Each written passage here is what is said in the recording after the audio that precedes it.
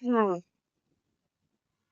Hi everyone, how are you today? I remain Clementina Iukiri, Esquire, the Dominus Latis. There is a profound story still unfolding that I find very disturbing to talk about, but I am compelled to do so to bring awareness and also to expose the ills of our society today.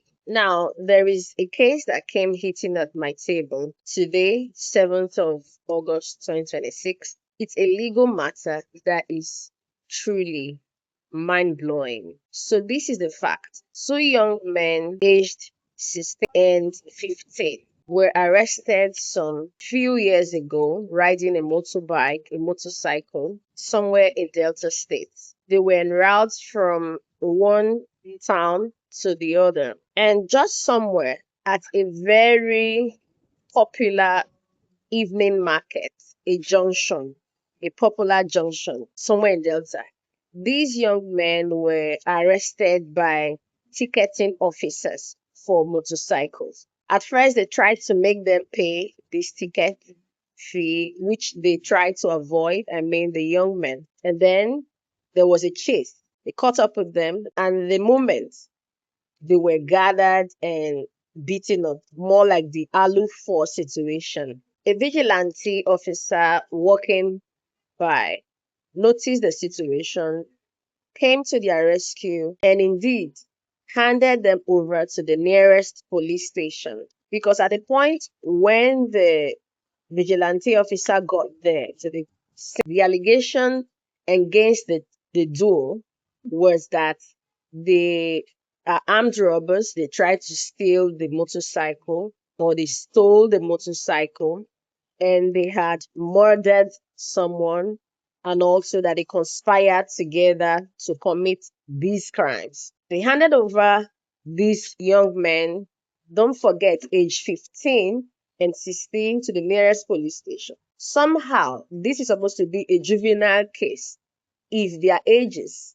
were correctly verified to be so. However, just somehow, this matter proceeded. They were arraigned in court and remanded at a prison for all of these years. Now, these young men are 22 years and 23 years, respectively. So it tells you how long they have been in the prison awaiting trial and attending to the trial. I had a privilege of reviewing the witness statements on oath of the second defendant, who was a minor, by the way, at the material time, say for now that they are 22 and 23 years old. The story was laid bare. The significant legal argument that I deduced from the witness statement of oath of the second defendant was that the prosecution, which is the state of Delta State, the complainant slash prosecution, did not in any way prove or present evidence of a dead person on whom they were pinned with murder. There was no identified person who died. There was also no autopsy report. There was no identified or presented in evidence to the court as the murdered person. There was no complaint or no complainant alleging that their motorcycle was stolen or robbed off from them by these defendants. No evidence of such presented before the court.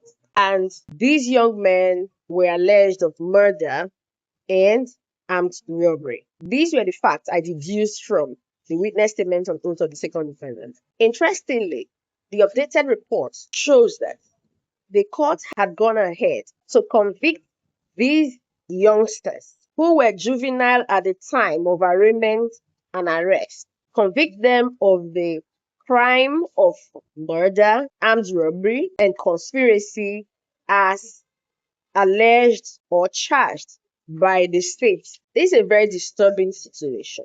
The first defendant, by their story, shows that the father died in the course of this legal tussle. Now, by the constitution, the defendants, who are now ex-convicts or the convicts, have a window of 90 days to appeal the judgment sentencing them to death for murder, armed robbery, and conspiracy. I am left wondering if At the end of our detailed review of the court processes, of the records of the court, the proof of evidence, and we discovered that indeed the content of the second defendant's witness statement on oath is correct, that the prosecution could not produce a dead body or any person named after the supposed dead individual, murdered individual, then this is a gross miscarriage of justice. First of all, these youngsters were juvenile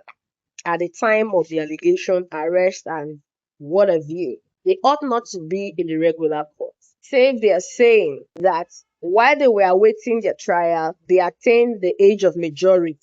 So this is a challenging case. I'll be requesting to apply for the entire records of the court for a proper review and the way forward. And this is just one of the many incidents that happen in the Nigerian space, in the judicial system, making people to lose hope in the justice system.